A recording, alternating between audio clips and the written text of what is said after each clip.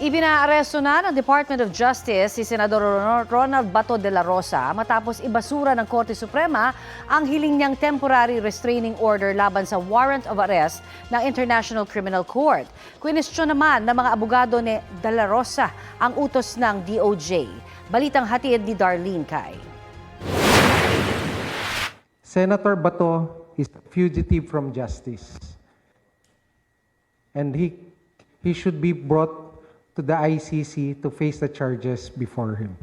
The Philippine law enforcement agencies, which would include the PNP, the National Bureau of Investigation, are now tasked to effect the arrest of Senator Bato de la Rosa. May hawak na raw silang impormasyon sa kinaroroonan ni Senador Ronald Bato de la Rosa. Definitely there are leads. As to the exact leads, I cannot discuss them. First, I'm not privy to those leads. They are available to our law enforcement agencies and to their units, and let them do their work. Hopefully, we do it as fast as we can. Wanted si De La Rosa ng International Criminal Court bilang isa sa mga co-perpetrator sa kasong crime against humanity of murder kaugnay ng madugong war on drugs ng Duterte administration. Ayon kay DILG Secretary John Vic Remulla, nakahanda silang ipatupad ang utos ng DOJ. Sa isang text message sa GMA News, sinabi niyang 225,000 na puwersa ng Philippine National Police ang pakikilusin para rito.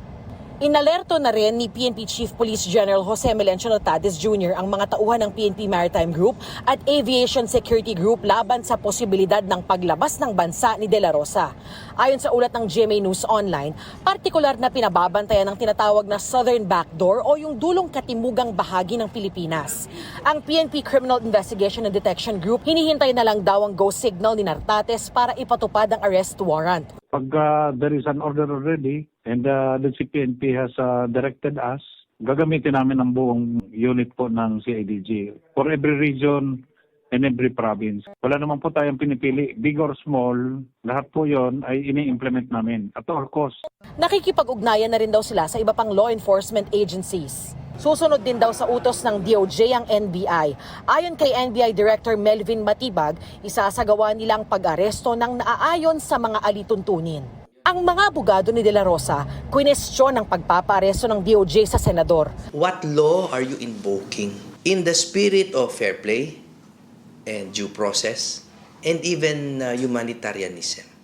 Hindi po nila pwedeng i-effect ang isang inactionable na warrant through misrepresentations. We have to respect our Constitution, we have to respect customary international law, and we have to respect treaty law in this regard.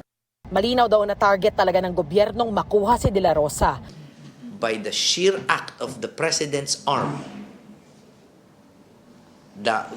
by hook or by crook, gusto nilang kunin si Bato. And this simply looks like a Duterte 2.0 move, no? It is my personal and earnest opinion that this is political, no matter how they frame it. Gagawin daw nila ang lahat ng legal remedy para sa kanilang kliyente. Kasabay nito ang pag-iit nila na hindi tinatakbuhan ni De La Rosa ang mga pananagutan kung meron man, basta na ayon sa konstitusyon.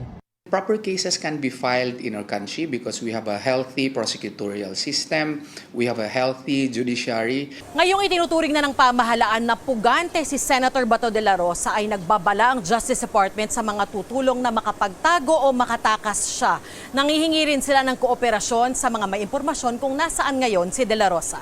Ang sa akin din pong pakiusap, those who might be aiding or abetting or helping Senator Bato evade the law, there are consequences. Alam natin na sa panuntunan ng rule of law may pananagutan. Kung nagtago, hindi lamang po sa mata ng batas ng Pilipinas, pati rin po sa batas ng ICC. Nakaalerto pa rin daw ang Bureau of Immigration sakaling magtangkang lumabas ng bansa si De La Rosa. Pero sa ngayon, wala pa raw nakitang record ng Bureau of Immigration na umalis na siya sa Pilipinas. As far as I know, there is an application for an Interpol Red Notice. Of course, I mean, that is a remedy available to us. Para sa mga kaanak ng mga biktima, ayon sa kanilang abogado, ang pagbasura ng Korte Suprema sa hiling na TRO ni De La Rosa ay nangangahulugan na wala ng legal na hadlang para ipatupad ang arrest warrant. Hindi po dapat naiiba si Senator Bato. Kahit po siya po ay isang sitting senador, wala pong pagkakaiba kasi ang mga senador natin, hindi naman po sila nakakataas sa batas. Kung paano po ito pinatupad ng executive sa kay former President Rodrigo Duterte, ay sana patas din po ang pagpapatupad sa kay Senator Bato de la Rosa. Ayon na rin po ito sa ating batas sa RA 9851. Sakaling maaresto si De La Rosa, maaari na ba siyang ipadala sa dahig? Tingin ng 1987 Constitution framer at retired Supreme Court Associate Justice. Palagay ko pwede siyang arestuhin dahil wala nang restraining order. Pero whether or not Yun nga. ipadala na kaagad, depende sa interpretasyon ng batas. At ito ay pending sa Supreme Court.